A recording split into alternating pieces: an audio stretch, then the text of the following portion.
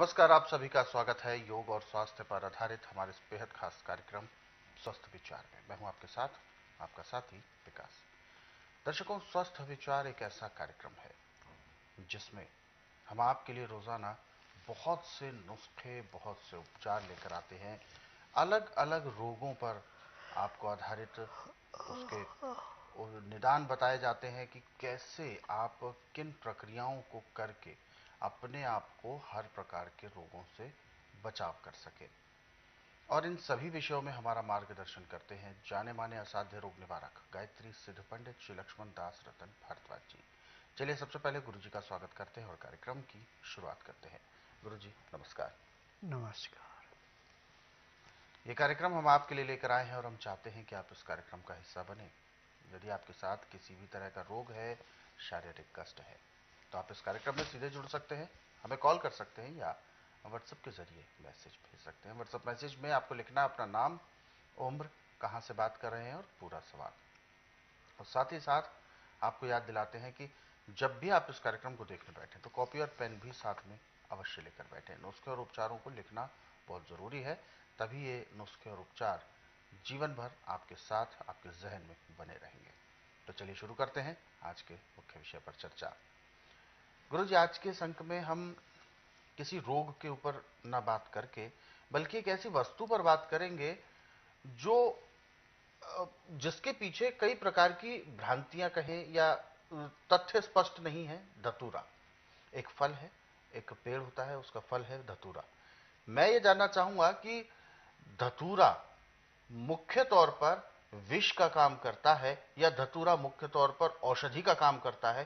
क्योंकि जितने मुंह उतनी बातें, सबको किसी को लाभ होता है, किसी को नुकसान होता है। क्या आपकी दृष्टि में क्या है?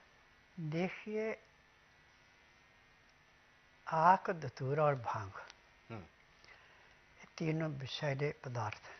अच्छा, विषैले हैं। हाँ, परंतु विष होने के साथ साथ ये अमृत भी है। अच्छा।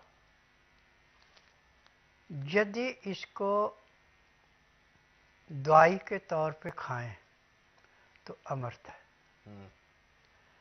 और नशे के रूप में खाएं तो जहर है। अच्छा।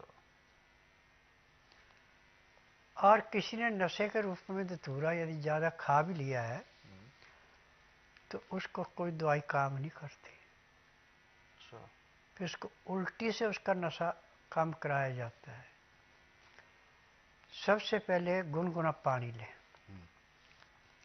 और पीस करके उसमें नमक, तेज नमक घोल दें। एक गिलास पिलाने में उसको कम से कम 20 मिनट का स्मेल हुआ है,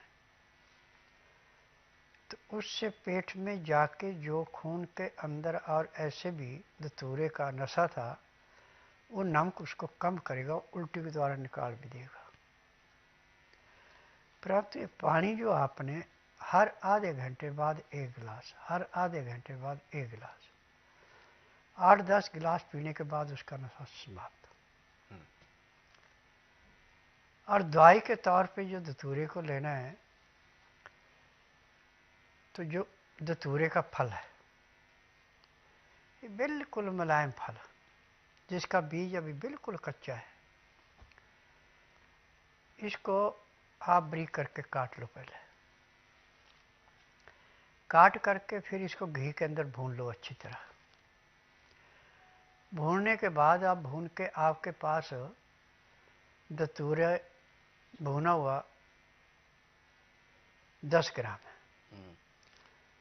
तो इसमें 100 ग्राम बिना मसाले का गुड़ मिलाएं और इसको कूट के धतूरा और गुड़ एक जान हो जाए। अब इसकी गोलियां बनाएं आप ऐसे जैसे सफेद चने का दाना होता है, या आप ऐसे समझो कि जैसे छोटा झाड़ी बैर होता है, उस प्रकार की गोली बना लो। 8-8 घंटे में एक एक गोली उस आदमी को दो जिसको भयंकर गठिया है, जो चल फिर नहीं सकता, अंग सूजे पड़े हैं, और ऊपर से इसको गुनगुना पानी पिला दो। तो धतूरा अंदर जाके जैसे रेता पानी को चूसता है ऐसे उस गठिया के रोग को चूसेगा,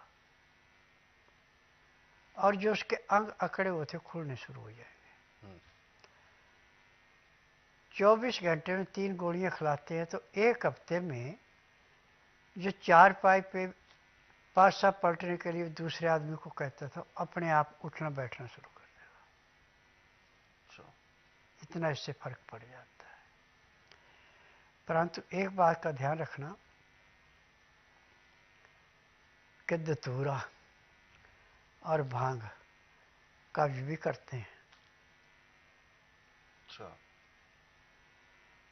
तो कब्ज के लिए जो भी आपने अनाज खाना है वो हल्के से हल्का अनाज खाना है, जैसे मक्का है, काला चना है, जौ है, बाजरा है, मूंग है, मोठ है, ऐसी चीज़ें मिला के उस आटे की रोटी खाते हैं, वो भी चूर करके, ग्राइयाँ नहीं खानी। तो आपका रोग दिन दुगने रातें चौगुनी घटेगा। परंतु इसमें पानी आपको ज़्यादा से ज़्यादा पीना पड़ेगा, हल्का गर्म पानी पीना। पानी के अंदर आप लहसुन प्याज अदरक का रस मिला के पिएंगे। लहसुन प्याज अदरक त्रिवेणी है, ये लीवर से काम करने के लिए एक किस्म का सिविल सर्जन है। जितना आपका लीवर ज़्यादा काम करेगा उतनी पैंक्री इंसुलिन अच्छी बनाएगी। लीवर ने पचाया, पैंक्री ने इंसुलिन बना दी, पित्ते में तेजाब नॉर्मल, आपको ज़िंदगी में किसी डॉक्टर हकीम के पास जाने की जरूरत नहीं पड़ेगी। और ऐसे भी कच्चा लहसुन प्याज अदरक जो खाता है और खाना खाने के बाद या तो 5-4 दाने जीरे के भून के मुंह में डाल ले या थोड़ा सा गुड़ खा ले, तो आपके मुंह से जो महक आती है लहसुन की या प्याज की, जो दूसरे आदमी को अच्छी नहीं लगती, वो नहीं आएगी। परंतु जब आप सांस छोड़ेंगे, जहाँ तक आपका सांस जाएगा वहाँ के वायुमंडल में जितने भी रोग के कीटाणु नष्ट हो जाएंगे, आपको प्योर ऑक्सीजन आएगा, आपका रोग कहाँ से आएगा। तो गुरुजी कहते हैं ऐसा कि धतूरा, जैसे कि आपने औषधि के लिए बताया, उसकी एक पूरी एक विधि है, एक प्रक्रिया है। लेकिन अगर इसको जो लोग नशे के लिए भी प्रयोग करते हैं तो उसके लिए भी कोई विधि होती है, या अगर किसी ने गलती से खा लिया तो क्या ये मृत्यु तुल्य भी हो सकता है? हाँ, अच्छा, हो सकता है। तो उससे बचने का मैं आपसे उपाय जो जानना मैंने नमक चाहूंगा। बताया ना, वो उससे बचने गुनगुने का पानी सारा है। में हाँ हाँ। 200 ग्राम पानी में आप 1 चम्मच डाल दें बड़े वाला, उसको अच्छी तरह घोल के पीने में आधा घंटा लगाएं। पीते पीते उल्टियाँ लग जाएंगी, जितनी उल्टी आएगी उतना नशा कम होगा। अच्छा, उल्टियां आनी ज्यादा जरूरी है उससे। तो अच्छा, जैसे कि औषधि के तौर पर अगर हम बात कर रहे थे कि ये जो औषधि है, तो क्या ये पाचन को भी अच्छा करती है? धतूरा भांग हम्म। पाचन को मजबूत नहीं करते, अच्छा। परंतु अंदर के कचरे को निकालने में जब आप इसके साथ लहसुन प्याज अदरक का गर्म पानी में रस प्रयोग ले रहे करेंगे, हैं हाँ। तो मदद करते हैं। तो ये उसमें लाभ करते हैं, बिल्कुल। तो दर्शकों, ये जो औषधि है, हम तो इसे औषधि ही कहेंगे क्योंकि हमारे इस कार्यक्रम में आप सभी को बूटी यानी संजीवनी समान बूटियां, उसके बारे में जानकारी दी जाती है। तो इसलिए हमारे लिए प्रकृति द्वारा दिए गए हर एक वनस्पति, हर एक औषधि ही होती है। तो इसीलिए आप कभी ऐसी कोई गलती हो जाती है या कोई किसी ने जानबूझकर भी अगर कोई मजाक भी किया है, क्योंकि ये मजाक में भी बहुत सारी ऐसी चीजें हो जाती हैं, तो आपको उसका निदान कैसे प्राप्त करना है गुरुजी ने आपको बताया है।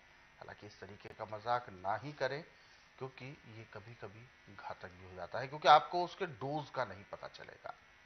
धतूरे से नशा जरूर होता है, परंतु अगर सही डोज नहीं है और केवल उतनी है जिससे नशा हो, अगर उससे हल्की सी बढ़ भी गई तो वो घातक भी हो सकती है, और किसका शरीर कितना झेल पाता है यह आपको नहीं पता। तो इसीलिए इस तरीके के भयावह जो मजाक है या किसी तरीके का माहौल है उसको ना करें, ये आप सभी के लिए सख्त हिदायत है।